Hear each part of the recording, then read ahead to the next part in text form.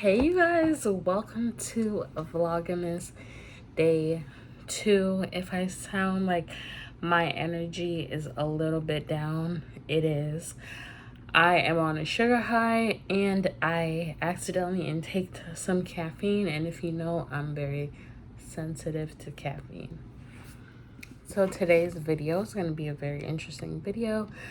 Grab your snacks, your popcorn, whatever you need. We're going to be sipping on some water. So as you can tell by the title, this is the long-awaited story time of Providence Girl. And this story is way overdue. I needed to dead the issue, dead the problem, and move on. So let's just jump into it. I met her, don't quote me, it was years ago, but I believe I met her on blackpeoplemeet.com. It was this black and gray app. Now, immediately when I met her, I fell head over heels. Like, I remember where I was when I first heard her voice, around what time it was. It was around 1 p.m. We were at the lights. I might still have her messages. I'm not sure, but I remember what exact light I was at, and I just fell for her. She was, I believe, in somewhere close by, but she wasn't in Tampa. She was like Orlando, she was somewhere, but she wasn't in Tampa. We got really close. We started talking about our families, just real close stuff. Now, she immediately tells me she doesn't want no relationship, whatever, right? But you know me, like, once we start talking, we automatically go together. You feel me? If I'm in, that's my problem. If I'm investing time into you, we automatically go together, right? So, but I feel like the feeling was mutual. Like, she started calling me her girl, to friends, so whatever, and vice versa. I am talking to her every single day, like pretty much a high school feeling, when you go to sleep with somebody on the phone. That was what it was. Going to sleep on the phone, talking to her for hours, waking up, calling her before work. I was at work with we had like the blinds.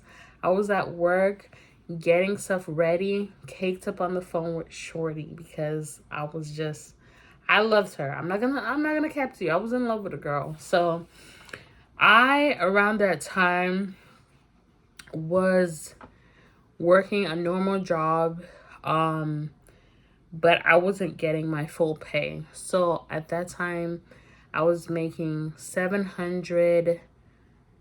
I'm telling you guys the amount because it's relevant to the story.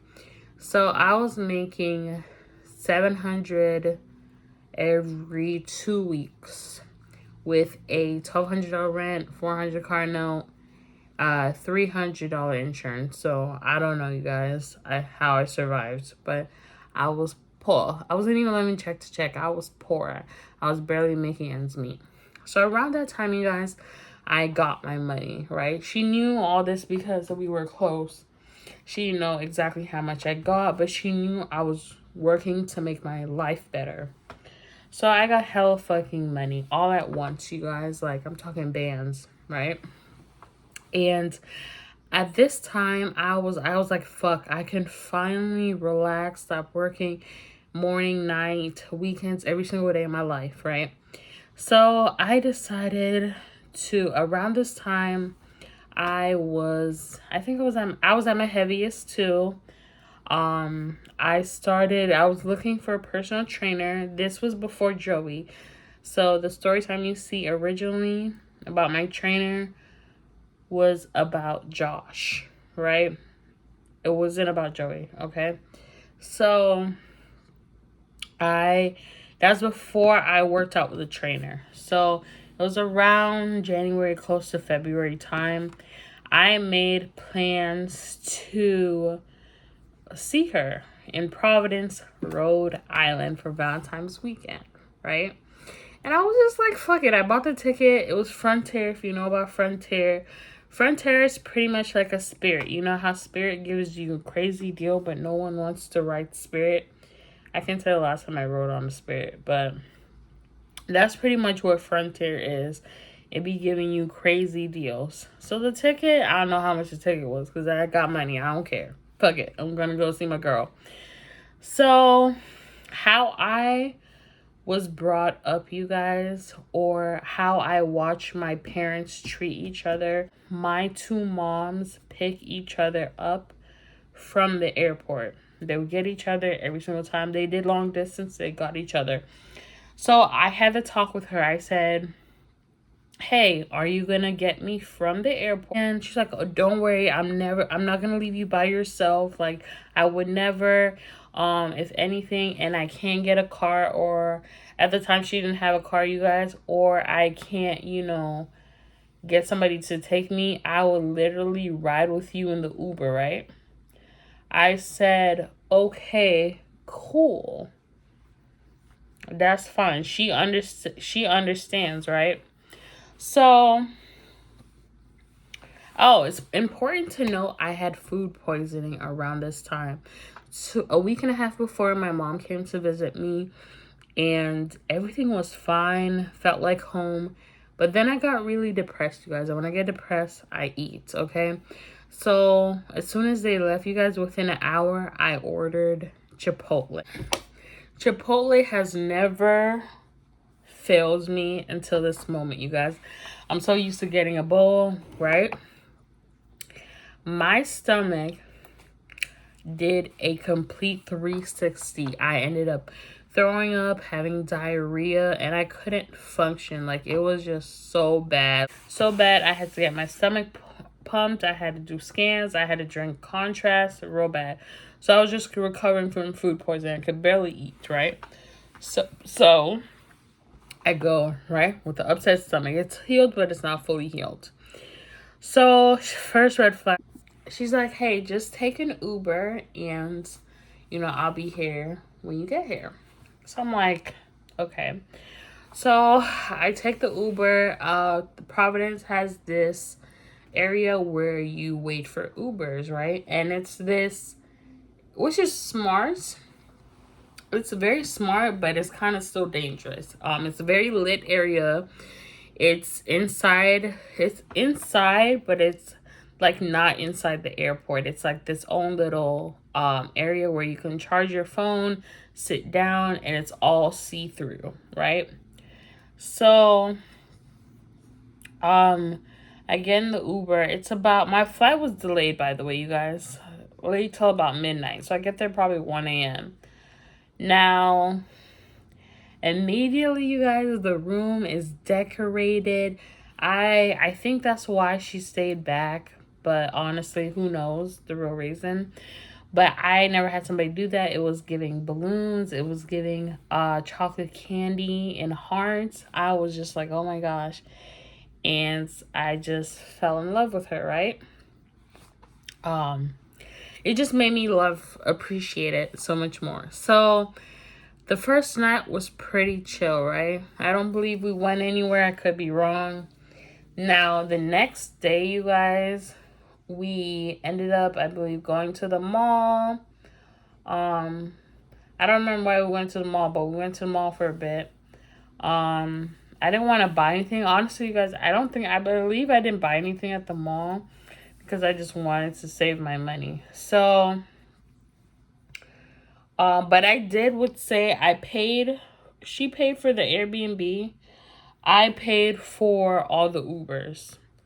She took me out to eat, right? But I paid for the Ubers. Keep that in mind, okay? But she paid mostly for everything, which I really appreciate.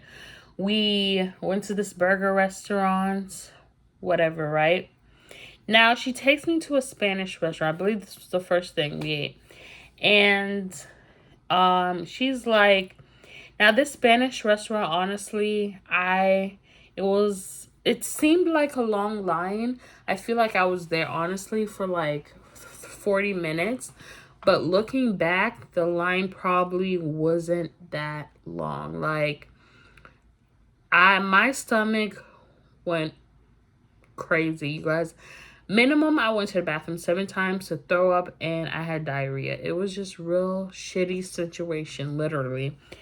And you could tell I was sick, you guys. Like, I kept trying to make it work, but like, you could tell like my stomach was freaking turning. The bathroom was real clean though, I'm not gonna hold you, so I didn't mind. So she orders me something, or I order and she gets it for me, right? She pays. Now, it was like I got chicken with rice, beans, and I believe plantains. I can't remember. And we sat down and we ate. And I remember wanting to get Pepto-Bismol because my stomach, I don't remember if I got the Pepto-Bismol, but my memory is real hazy, you guys. So I sat down and I barely touched the food, you guys, because at that point my stomach was just turning. And this is significant because I believe she feels I wasn't appreciated. I'm very wasteful, whatever the case is. But the truth is, my stomach was really clearly hurting. Now, we went to a comedy club, right? And with her coworker / friend. Now, I'm telling you, I just watching her in her element, being bubbly. Like, I was just hypnotized, y'all. I love this girl. Like, this is my first real serious, like, this is the first time I flew across the freaking state to meet a stranger.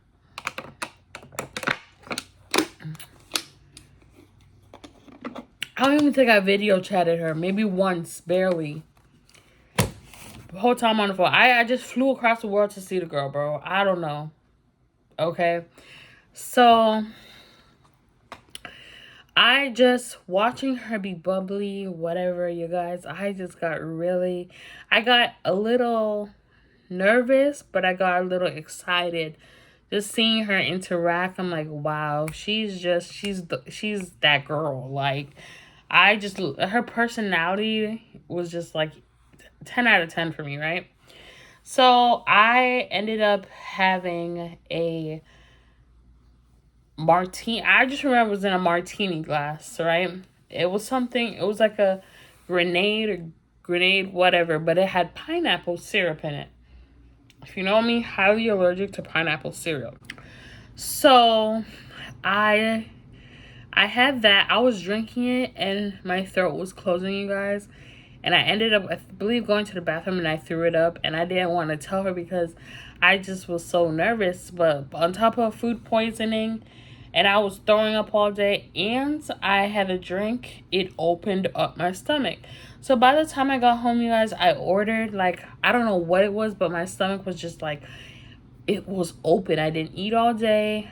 I threw up the drink, and I believe I had the burger. I believe I did eat the burger, but I ended up throwing it up by the comedy club, right? So, now I might be off with the timeline of the events, but I believe the comedy club night is a night I ordered Applebee's, right? And I ate the food. The food was good. The food was busting. That was the first solid meal I had, you guys. Because I didn't eat I didn't eat on a plane, nothing like that. I didn't have nothing but, I believe I had Evian water. I didn't eat nothing. Now, the Applebee's is relevant because she feels like I was ungrateful for the food when that was not the case. My appetite just came back. So there are a lot of scenarios in there. I meet her cousin. We also have a roommate. Now, this Airbnb is like apartments, right? Like, people live on the bottom, people live on the top, and it is 3 rooms where we are staying. I believe we had the biggest part. There's a kitchen, a living room, and 3 rooms. Now, the room by the door, a guy was staying in there, Jalen. Now, Jalen was pretty cool, you know what I'm saying? He was a traveler, so he lived in different places months at a time. I believe he's in Palm Beach. Jalen, if you're watching this, hey, what's up? I see you in Palm Beach. Hit my line. The second room was locked. And I believe the last night he had opened it, or somebody opened it, but nobody was staying in it. And the third room was our room, and it was pretty good, right? And we shared the bathroom, right? So one night we just had a good time. We were playing music, we were dancing, we were talking. And now Jalen is relevant to the story only because of what I found out from Providence Girl right after, right? So we're having a good time, whatever, right? She's talking to him, but casually, right? Or I thought it was casual. They're making good conversation, whatever. I'm minding my business, bro. One thing about me, I'm gonna mind my business always. Mind my business in a sense where, like, at a party, I'm not gonna be in everybody's face. I'm gonna be the one vibing and drinking a little drink on the couch. You know what I'm saying? I have that type of chill personality, but I'm not inviting. So boom, we have a good time, whatever. Now the last night, I can't remember, one of the nights, she makes me breakfast, you guys. And she makes me this omelet, and it had peppers and it had beef, and it was a very meaty breakfast. And this is no shade, but honestly, it wasn't my type of breakfast. Like, I eat omelets and shit, right? But it was like the peppers were huge. The beef was like it was very sloppy and put together. And I personally wasn't fucking with it. So I didn't want it, but I was very appreciative. But I'm going to be real honest. It was very sloppy put together, and I didn't want to fuck with it. And if that's me being bratty or whatever, then I'll take it, because I'm gonna do what I want at the end of the day. So anyway, I go back home, you guys, and we barely talk. Like, I believe I tell her I made it, or I don't know, but I saw 1 or 2 days later, I'm like, hey, she asked me, how do you think the weekend went? And I said, honestly, I feel like, since I've been back, like, how do you feel? Like, did I do something? And she tells me she feels like I'm spoiled and I'm unappreciative and I am a brat, right? Now, this was the point where it started to get rocky. And I feel like every little fight we had, I would hold back. Like, I would be that person trying to spare feelings, right? Like, I was the person that's gonna hang up, because when I take it there, I take it way, way too far. So,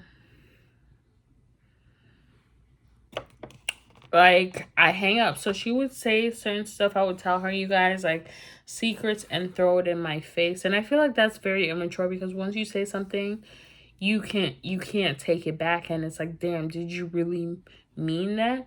So I just feel like she was younger too. I feel like she had a lot of growing to do. She was 2 years older, but I feel like she was still in that immature state of growing up and being in a relationship, friendship, whatever. I guess it was a situationship, whatever. So I was not making it any better by hanging up. I would just click. But that's my way of not taking it there and saying things I would want to regret. And anything I would tell her, you guys, like, anybody would know. Like, it could be the stupidest argument, and like, her friends would know about it. And I hated that. Like, I couldn't trust you for nothing. You know what I'm saying? So I started telling her stuff, deep, deep secrets that I can't repeat, right? And she started throwing it back in my face. And then once I feel violated, you guys, it came down to the point, you guys, where it was this one incident, right? I was supposed to get my hair braided, right? And it felt like my problems were very dismissed. You know what I'm saying? Like, if I'm coming to you and we talk and you're telling me you're having problems about certain situations, I'm going to listen to you and I'm going to come up with a solution. You know what I'm saying?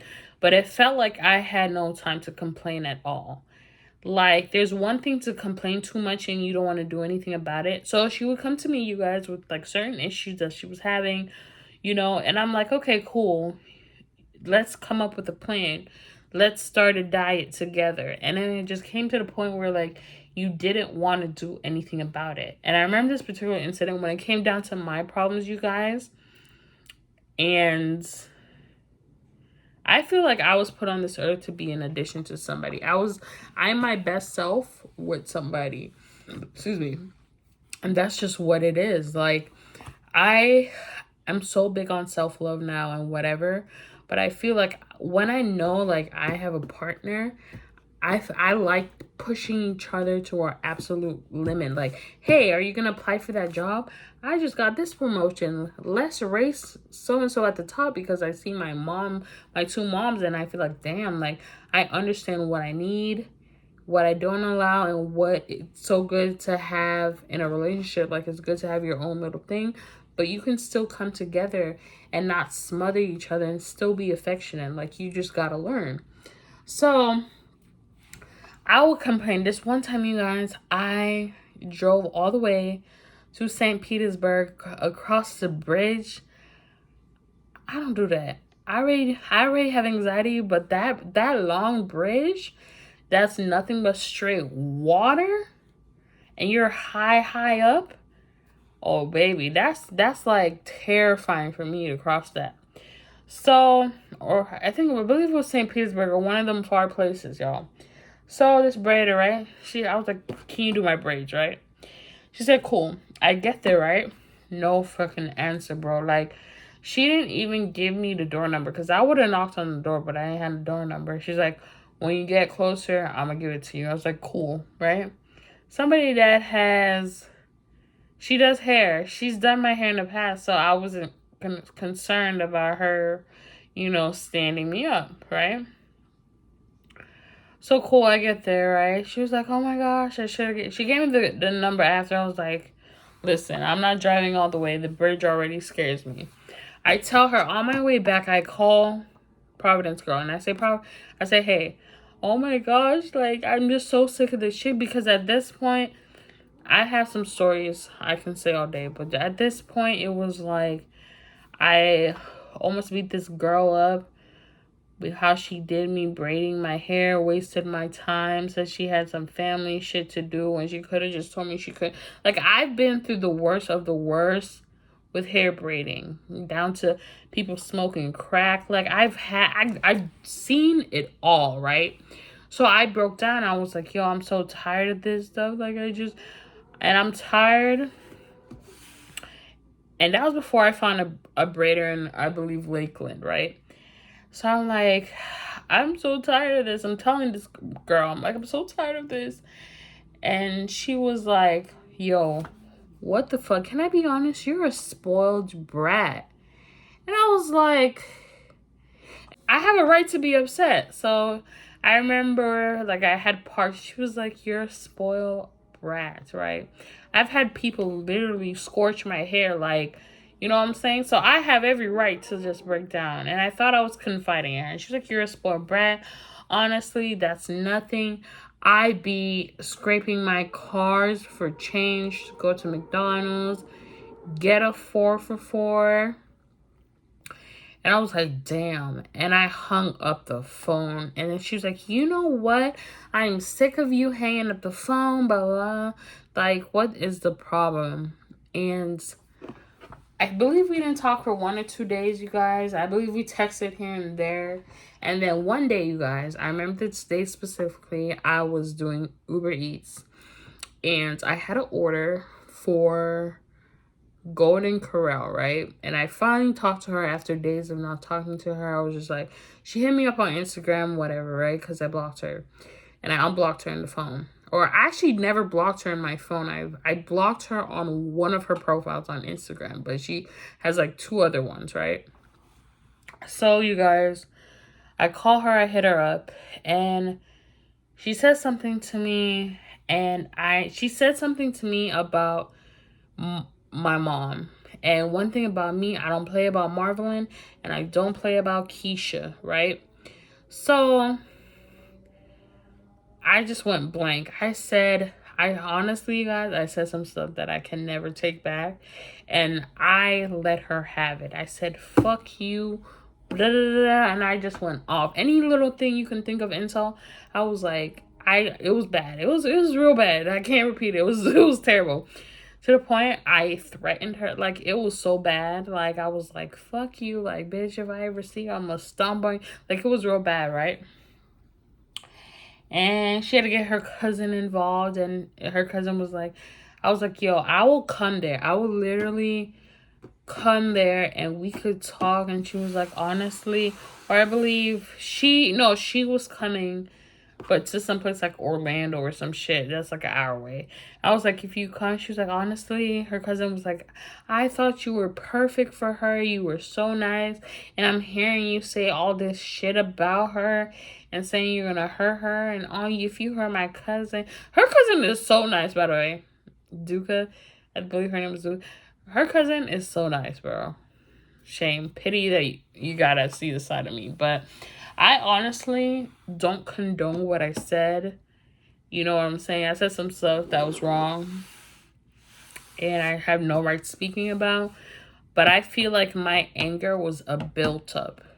You know what I'm saying?